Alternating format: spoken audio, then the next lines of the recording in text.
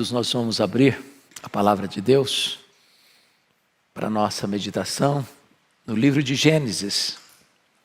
Livro de Gênesis, capítulo 21.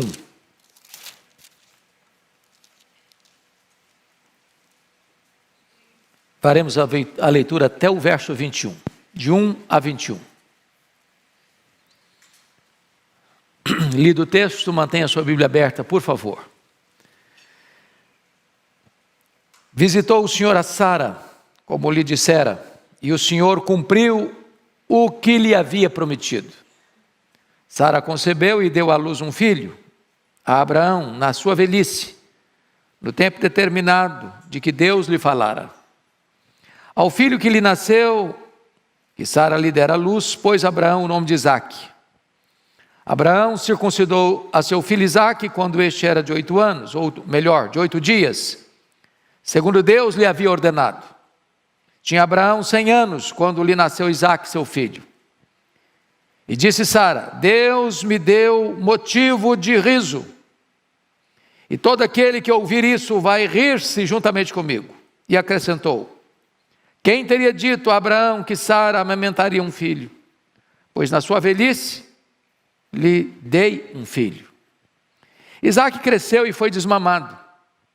Nesse dia em que o menino foi desmamado, deu a Abraão um grande banquete. Vendo Sara que o filho de Agar, a egípcia, a qual ela dera à luz a Abraão, caçoava de Isaque, disse a Abraão: rejeita essa escrava e seu filho, porque o filho dessa escrava não será herdeiro com Isaque, meu filho. Pareceu isso muito penoso aos olhos de Abraão por causa de seu filho.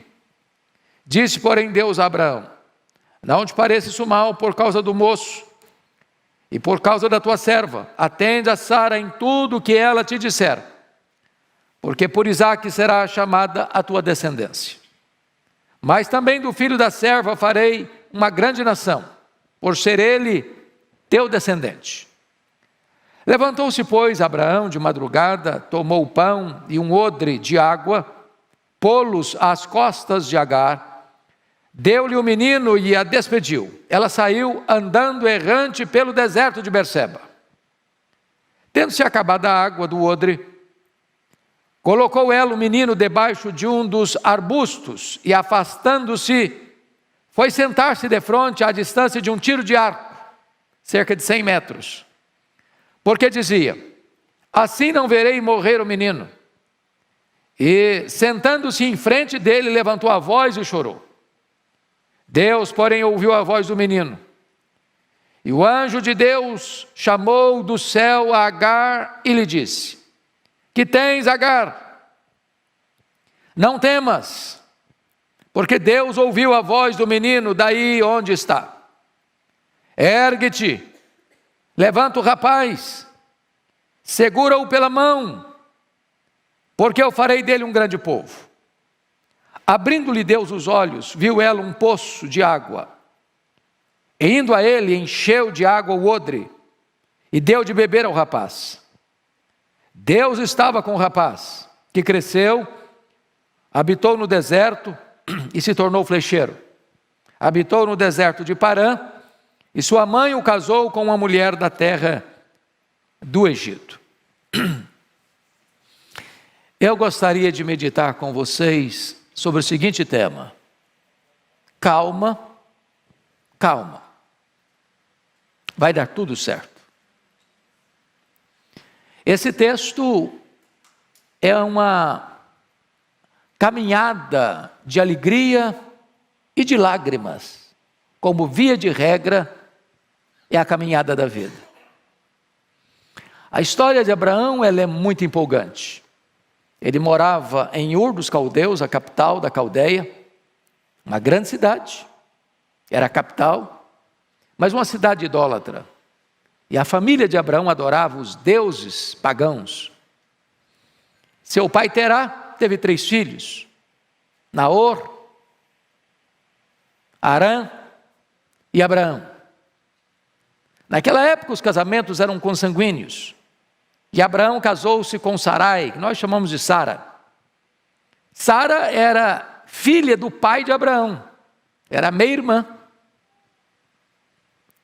Era filha com outra mulher, não da mesma mãe, mas do mesmo pai. Era meia-irmã de Abraão.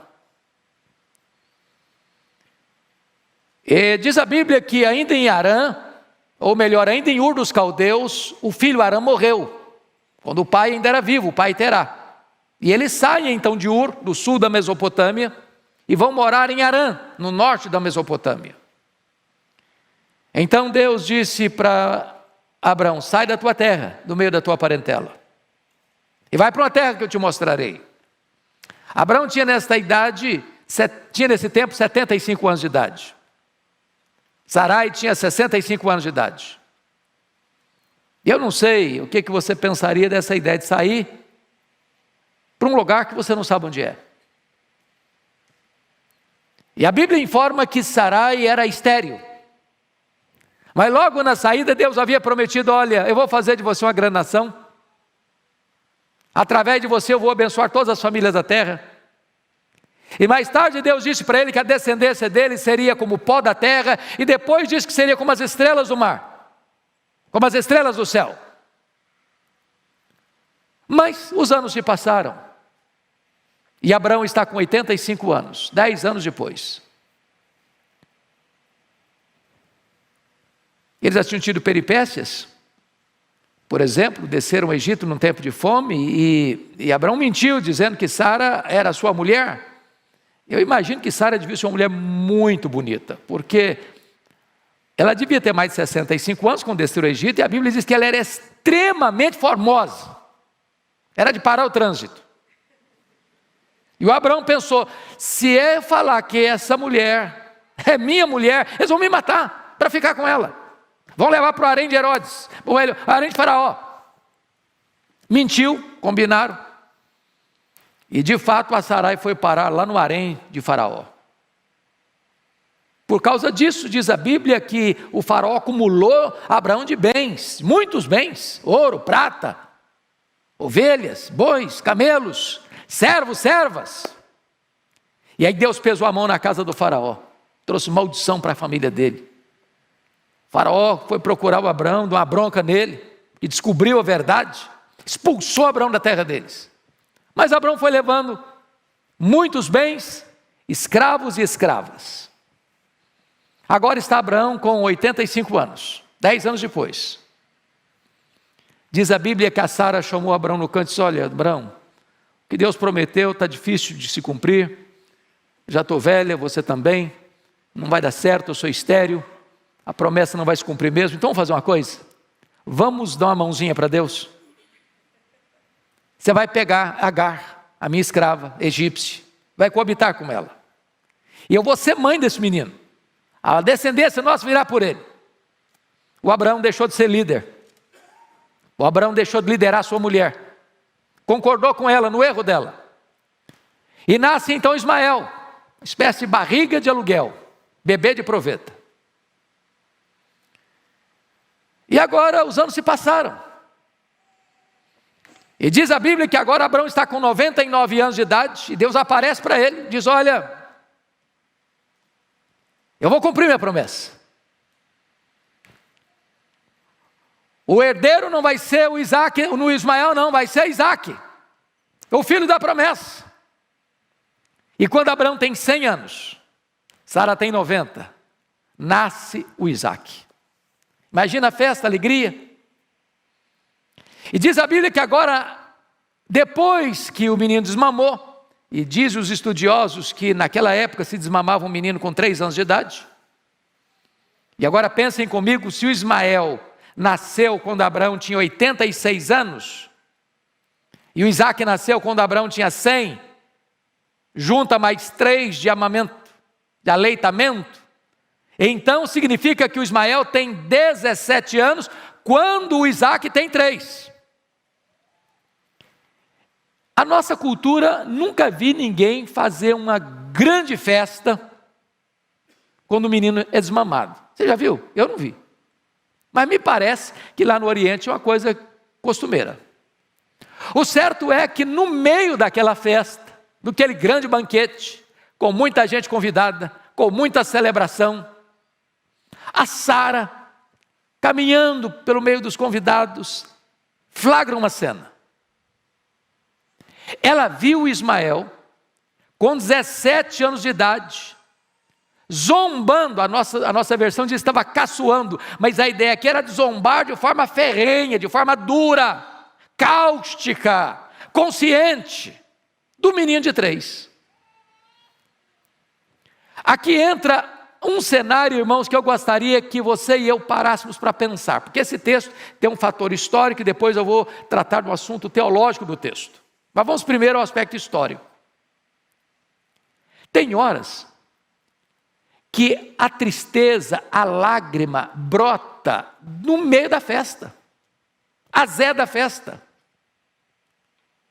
Você planejou um momento de celebração e de repente um fato acontece, estraga tudo, azeda tudo.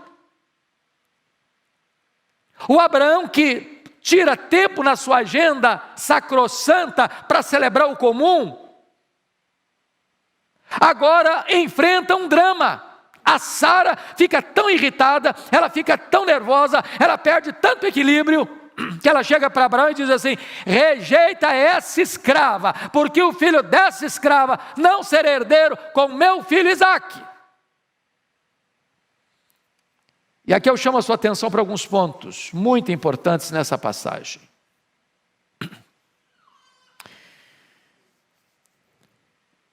Primeiro ponto que eu chamo a sua atenção, agora olhando para a perspectiva de Agar, é a crise, a dor de ser rejeitado. Olha comigo o versículo 10.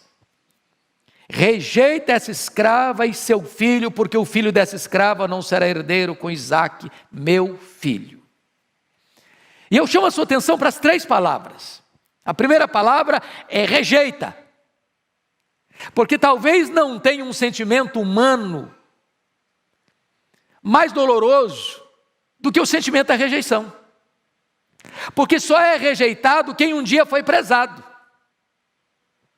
Só é jogado fora quem um dia valeu para alguma coisa.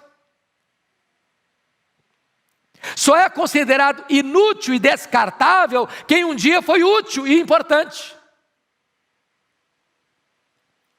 E quantas pessoas machucadas na vida, porque foi rejeitado pelo namorado, pela namorada, pelo noivo, pela noiva, pelo marido, pela esposa, pelo amigo, pelo irmão.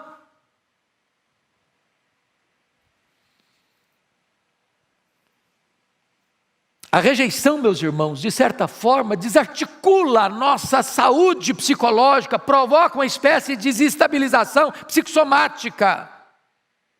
A rejeição parece que joga o ser humano no fundo da desvalorização, introjeta esse sentimento de monturo no ser humano. Rejeita.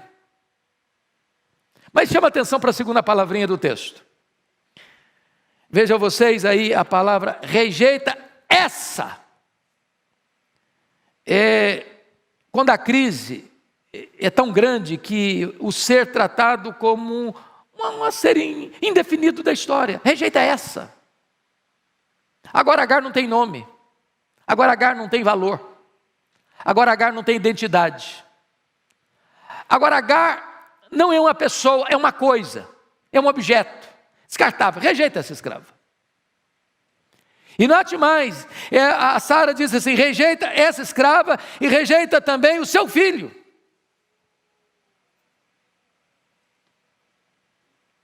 Rejeita o filho dessa escrava. Ninguém tem nome, ninguém tem identidade, ninguém tem valor. E quantas pessoas, irmãos amados, que se sentem assim, sem valor pessoal, sem dignidade pessoal. Essa é a dor que está aqui brotando no meio de uma celebração e de uma festa. Agora, a terceira crise é de se sentir sem direito, sem vez e sem voz, porque ela diz: rejeita essa escrava. A escravidão é uma das manchas mais tristes da história da humanidade. Aliás, só notinha de rodapé, o Laurentino Gomes acaba de lançar o 2º volume da trilogia Escravidão. Eu já comprei, vale a pena você conhecer. uma obra importantíssima para a nossa cultura. Mas agora Agar não tem voz, agora Agar não tem vez, agora Agar não tem oportunidade, agora Agar não tem defesa para fazer, não tem a quem recorrer, rejeita essa escrava. Ela não pode se manifestar, ela não pode opinar, ela não pode falar, ela não pode expressar o que sente, ela tem que se conformar, ela não tem vez, ela não tem voz, ela não tem direitos, ela só tem dever de ficar calada, esmagada, rejeitada. Agora notem comigo, Sara mostra que a razão maior da atitude dela, confiram comigo no verso 10, está claramente posto aqui. Porque o filho dessa escrava não será herdeiro com Isaque, meu filho. Eu não estou entrando ainda no campo teológico, estou apenas entrando aqui no campo histórico, existencial. Do ponto de vista humano, o que está regendo o coração de Sara aqui é o aspecto herança. Agora pense comigo um pouquinho. A cena é complicada mesmo. Porque vejam vocês, que quando nasce o Ismael, e ele agora está com 14 anos, quando nasce o Isaque, foi um golpe dramático na vida da Agar e dele. Por quê? Primeiro, porque Abraão era um homem extremamente rico. Segundo, porque ele seria o único herdeiro daquela fortuna toda. Ainda mais, ele seria o líder daquele grande clã. E finalmente, imaginava ele, seria ele o herdeiro de todo aquele legado espiritual de Abraão. E agora, quando o menino nasce, de certa forma, é uma frustração a todo esse projeto, a toda essa expectativa, a toda essa esperança. Agora pense comigo se tem acontecido hoje conflitos, tensões e brigas dentro das famílias por causa de herança. Se esse ainda é um motivo de briga nas famílias. Se é um ponto de tensão nas famílias.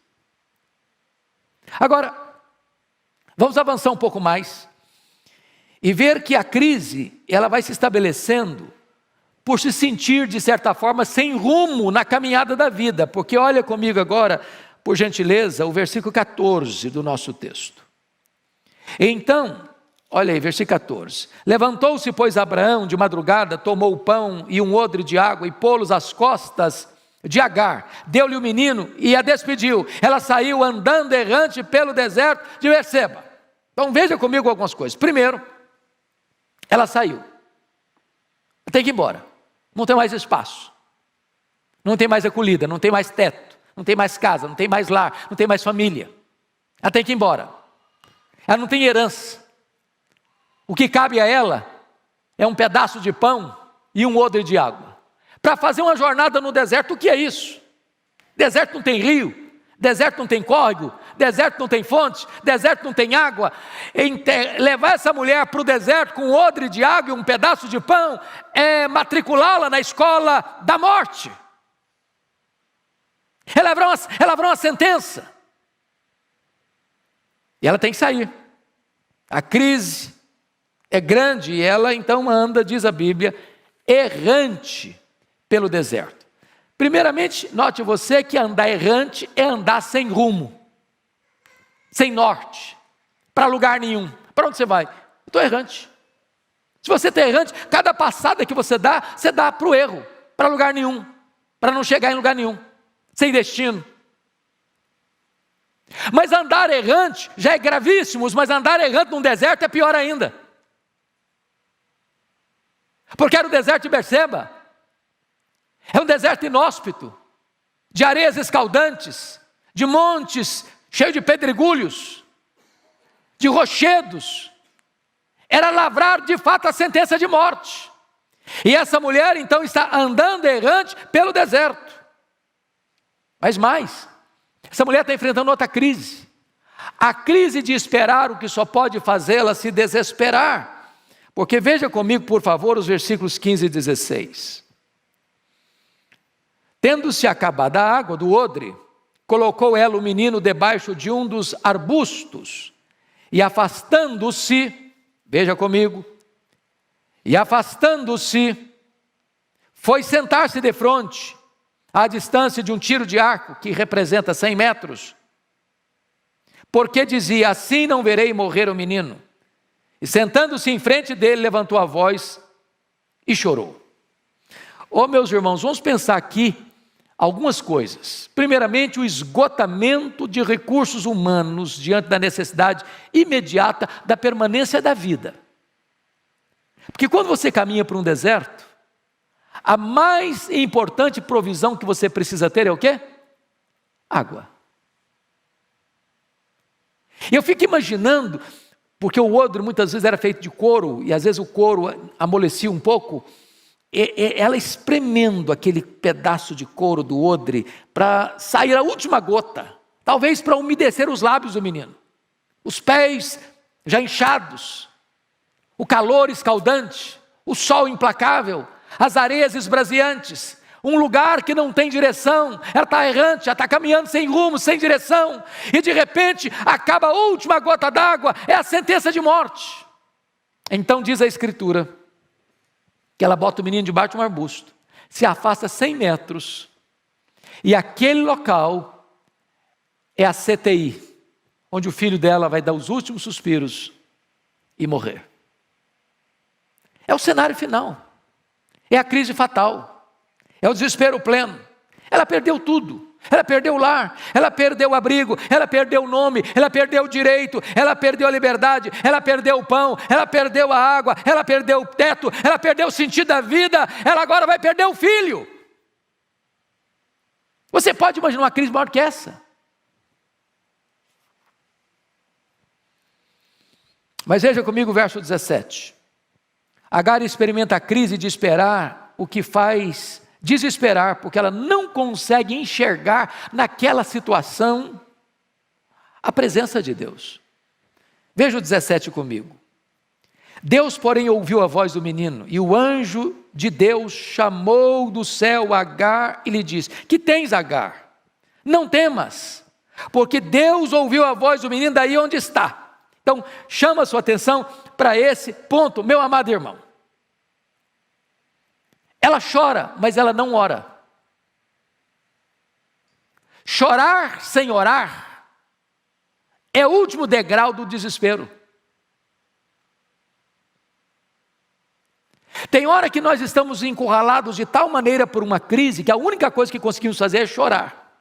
Não esperamos mais nada. Não temos expectativas de mais nada.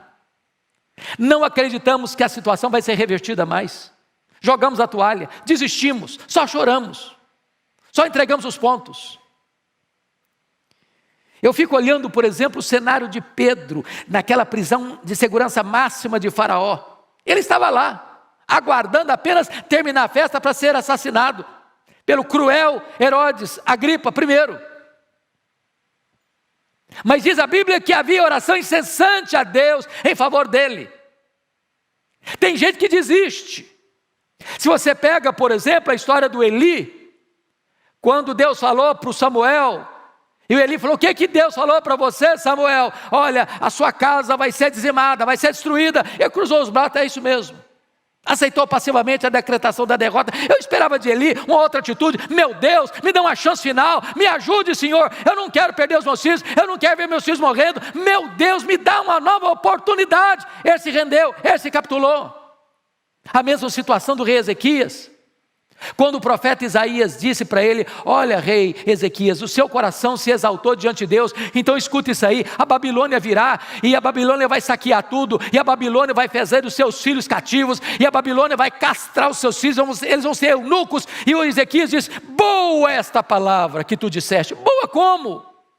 Boa como? Tem gente que se conforma, tem gente que aceita, sem orar, sem insistir, sem clamar aos céus. A Agar estava nessa situação, apenas chorando, esperando a morte do seu filho. Mas vejam vocês, amados, que a crise como um projeto libertador de Deus na vida desse menino. Porque a primeira coisa que me impressiona é que Agar é expulsa da casa de Abraão sem ter seu nome citado. Rejeita esse escravo. O que é o nome de um ser humano? É a sua identidade. Agora, o que é que Deus faz? E notem vocês que não é um anjo. Preste atenção aí no verso 17, é o anjo. E quando você encontrar no Antigo Testamento essa expressão, o anjo, é uma expressão da segunda pessoa da Trindade, é uma teofania. Então, se para Agar ela não tem nome na terra, para Deus ela tem nome. Se ela não tem valor para uma família, para Deus ela tem valor. Se esse menino que está na CTI, nos últimos momentos de vida, já sucumbindo pela sede avassaladora, para Deus esse menino tem valor. O que representa isso para nós, irmãos? Talvez você que está me assistindo aqui, ou talvez você que está me assistindo aí pela internet, está vivendo um momento tão difícil, tão doloroso, tão amargo, que você diz, meu Deus, agora não tem mais jeito, agora eu estou no funil da história, agora eu estou no fundo do poço, agora eu estou no fim da linha, para mim não tem mais esperança, para minha família não tem mais jeito, para o meu casamento não tem mais jeito. Eu quero dizer para você que Deus conhece o seu nome, que Deus sabe onde você está, que Deus é poderoso para virar o jogo, que Deus é poderoso para virar a mesa, que Deus é poderoso para restaurar a sua sorte. Agora notem mais, amados. Vejam vocês comigo, por gentileza.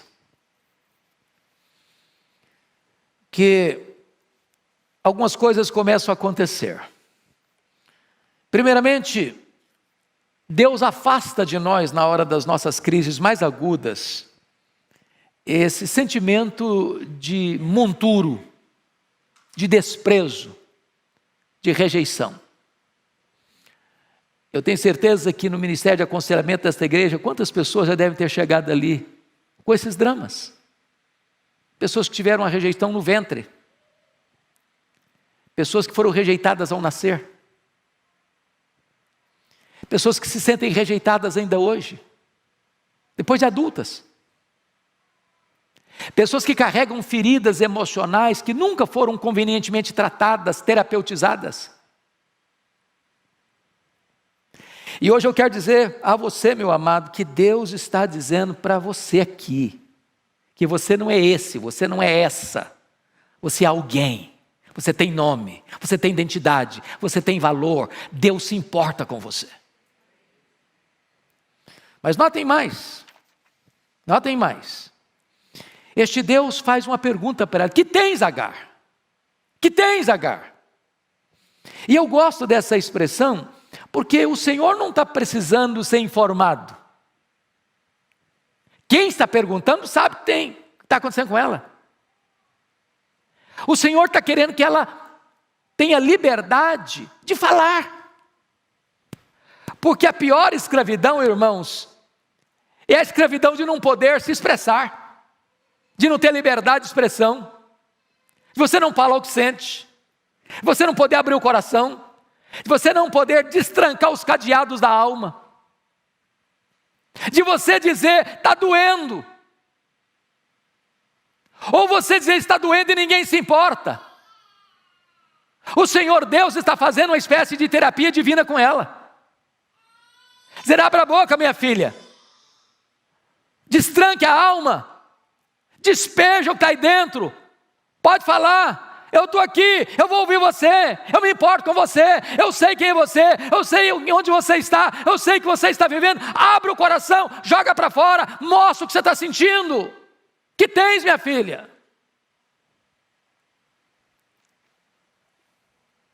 Agora notem,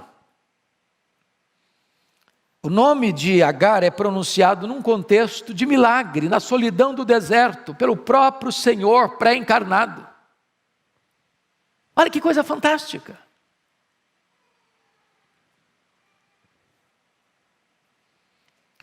Agora veja você comigo, por favor, o verso 17, 18, quando Deus diz para ela assim: não tenhas medo, não temas, porque Deus ouviu a voz do menino daí onde está. Eu não sei qual foi a voz do menino. A Bíblia não diz se o menino falou, se o menino gemeu, se o menino gritou. Se a voz do menino era articulada ou inarticulada. Ô irmãos, Deus escuta até gemido. Deus escuta até silêncio. Deus escuta. E eu queria hoje, com toda a intensidade da minha alma, dizer que, mais do que nunca, Deus está escutando a voz dos meninos deste país.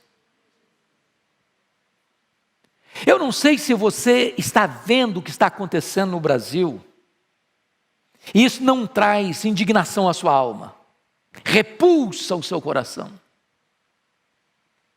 Eu não sei se você se conforma diante do silêncio das autoridades constituídas, onde as crianças brasileiras estão sendo usadas para comércio e para fazer propaganda de ideologia de gênero, usando as nossas crianças para perverter princípios e valores da família. Onde está o ECA? Onde está o cuidado com criança e adolescência dessa pátria?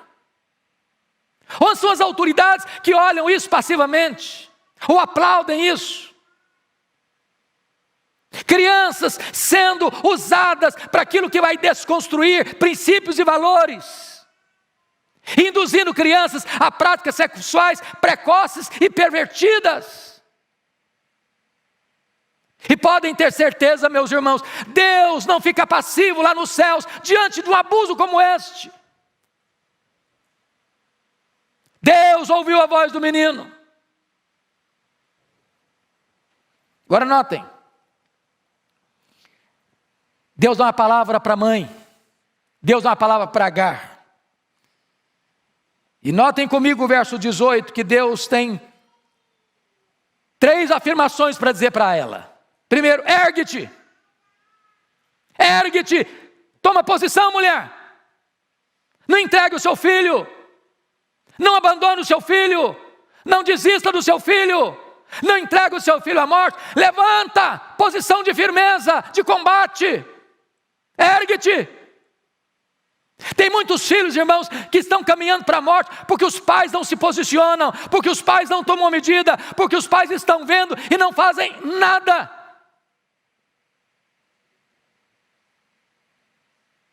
Mas em segundo lugar, Deus diz para ela, levanta o rapaz, levanta o rapaz. Ele está caído, ele está prostrado, ele está exausto, ele está completamente sem forças, ele não consegue levantar a si mesmo, ele não consegue se recompor. Então levanta o menino, levanta o rapaz. É hora dos pais levantarem os seus filhos, investir nos seus filhos, não desistir dos seus filhos, levantar os seus filhos. Mas Deus diz mais para ela, segura-o pela mão. Segura-o pela mão. Irmãos amados, está na hora de pai e mãe ficar do lado do seu filho, da sua filha, dizer, aqui não, aqui não, aqui não.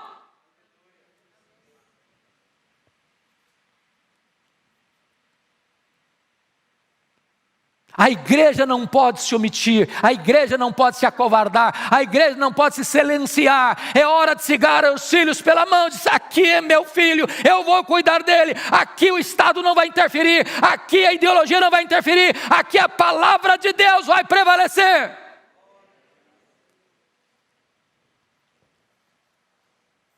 Agora notem, irmãos,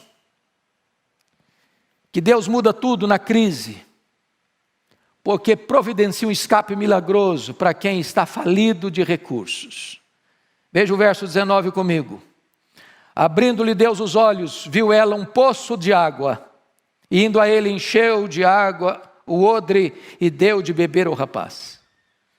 Eu não sei se Deus criou aquele poço naquele momento, ou se aquele poço já existia, a Bíblia não diz, porque Deus pode fazer. Deus é o Deus da provisão. Foi ele quem abriu o mar vermelho, foi ele que fez brotar água da rocha, foi ele que fez descer maná todo dia, foi ele que abriu o Jordão, é ele que faz com que a mulher estéril seja alegre mãe de filhos, ele que levanta os nossos filhos e dá esperança para eles. Ele é o Deus dos milagres. E quando você está no fundo do poço, no fim da linha, no final dos seus recursos, Deus pode fazer um milagre, porque os fracassos humanos não alteram e não podem frustrar os propósitos eternos de Deus. Aquilo que parecia morte, tornou-se vida. Aquilo que parecia o fracasso total, vai se transformar numa grande força, porque diz a Bíblia que o menino, Deus estava com o rapaz, e o menino cresceu, habitou no deserto, se tornou flecheiro, habitou no deserto de Parã, a sua mãe o casou com a mulher egípcia, ele vai se tornar pai de 12 tribos. Então eu quero concluir o aspecto histórico para fechar com o aspecto teológico, dizendo o seguinte: a crise está grande, você está com medo da situação, o cenário é cinzento, você vê sinais de desespero, até de desesperança e até de morte, rondando a sua vida. Entenda uma coisa, Deus está no controle. Calma. Deus já escreveu o seu último capítulo, você não sabe, mas Deus já escreveu, Ele sabe que está lá no fim. Ele está no controle. As promessas deles não caem por terra. Ele pode reverter o quadro mais sombrio da sua vida. Mas sabe o que é curioso? E eu quero concluir aqui, porque é o aspecto teológico desse texto. É o versículo 12 e 13. Do ponto de vista humano, irmãos, a atitude de Agar, a atitude de Sara com Agar, é uma atitude reprovável. Desumana até. Porém, os erros humanos não frustram os projetos de Deus. Olha o que Deus disse para o próprio Abraão nos versos 12 e 13. Porque o verso 11 diz que pareceu isso muito penoso aos olhos de Abraão por causa de seu filho. Eu imagino. Você já pensou o que é abrir mão num menino de 17 anos? É filho. Filho é filho. Você ama, é sangue. Você não descarta. Mas aí Deus chega para Abraão no verso 12 e diz assim: não te pareça isso mal por causa do moço e por causa da tua serva. Atende a Sara em tudo o que ela te disser, porque por Isaque será chamada a tua descendência. Aí agora vamos entrar no aspecto teológico. O que Sara estava fazendo, na verdade, é uma espécie de profecia. Na verdade, o Ismael não deveria ficar mesmo com Isaque. Eram dois povos. Eram nações distintas. Eram crenças distintas. Eram valores distintos. Essas duas mulheres representavam alegoricamente as duas alianças. Esses dois filhos representavam os escravos e os livres. E Paulo vai usar essa passagem, e eu chamo a sua atenção para isso. Por favor, olhe comigo em Gálatas capítulo 4, e a gente encerra aqui. Gálatas capítulo 4, onde Paulo vai dar a interpretação teológica desta passagem. E vale a pena ler com atenção o significado, Gálatas 4, a partir do verso 21 até o 31. Eu vou pedir que você se levante, com a Bíblia na mão, e você vai ler comigo pausadamente, audivelmente, esse texto. Então vamos lá. 21. Dizei-me vós, os que quereis estar sob a lei, acaso não ouvis a lei? Pois está escrito que Abraão teve 2 filhos, um da mulher escrava e outro da livre. Mas o da escrava nasceu segundo a carne, o da livre, mediante a promessa. Estas coisas são alegóricas, porque estas mulheres são 2 alianças. Uma, na verdade, se refere ao Monte Sinai, que gera para a escravidão. Esta é Agar. Ora, Agar é o Monte Sinai, na Arábia, e corresponde a Jerusalém atual, que está em escravidão com seus filhos. Mas a Jerusalém lá de cima é livre, a qual é nossa mãe. Porque está escrito: alegra-te, ó estéril, que não dás à luz. Exulta e clama, tu que não estás de parto, porque são mais numerosos os filhos da abandonada que os da que tem marido. Vós, porém, irmãos, sois filhos da promessa, como Isaque. Como, porém, outrora, o que nascera segundo a carne perseguia ao que nasceu segundo o Espírito, assim também agora. Contudo, que diz a Escritura? Lança fora a escrava e seu filho, porque de modo algum o filho da escrava será herdeiro com o filho da livre. E assim, irmãos, somos filhos não da escrava, e sim da livre. Paulo pega esta história, este episódio, e alegoricamente aplica às duas alianças. E ele diz: você e eu, igreja de Deus, não somos filhos da escrava, Agar. Somos filhos da livre, Sara. Nós não somos o filho escravo, que está querendo agradar a Deus pela lei. Nós somos o filho da promessa, herdeiros do filho da promessa, alcançados pela graça. Que verdade bendita! Significa o quê? Que historicamente o homem pode errar, mas mesmo quando o homem erra, o plano de Deus não pode ser o quê? Frustrado. Então calma, calma, vai dar tudo certo.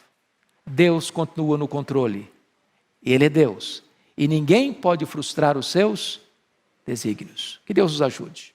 Amém. Porque todo aquele que invocar o nome do Senhor será salvo.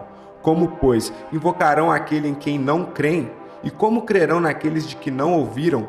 E como ouvirão, senão a quem pregue? E como pregarão, se não forem enviados? Como está escrito: quão formosos os pés dos que anunciam o evangelho de paz, dos que trazem alegres novas de boas coisas. Mas nem todos têm obedecido ao evangelho, pois Isaías diz: Senhor, quem creu na nossa pregação?